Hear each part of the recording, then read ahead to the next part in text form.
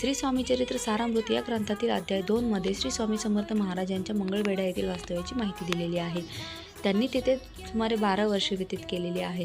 या अध्यायामध्ये वर्णन केलेले आहे की श्री स्वामी समर्थ महाराज मंगळवेढा येथे 12 वर्षे राहिले, मात्र त्या काळात त्यांची फारशी ख्याती पसरली नाही। स्वामी महाराज बहुतेक वेळा जंगलातच राहत असत, क्वचितच गावात येत असत। जेव्हा गावात येत तेव्हा ते गलीच्या ठिकाणी बसत। गावातील लोक त्यांना वेडाबुवा म्हणत आणि त्यांच्या परब्रह्म स्वरूपाला ओळखू शकले नाही। कोणी काही खायला दिले तर ते लगेचच भक्षण करी आणि लगेच अरण्यात जाई। त्यावेळी सोलापूरमध्ये दिगंबर नावाचे एक यतिवर्य होते। त्यांनी स्वामींच्या अंतर्गुणा ओळखल्या आणि त्यांना ईश्वरासमान मानले। जेव्हा दिगंबर स्वामी दर्शनासाठी आले तेव्हा लीला विग्रही स्वामींनी कमरेवर कर ठेवून त्यांना दर्शन दिले।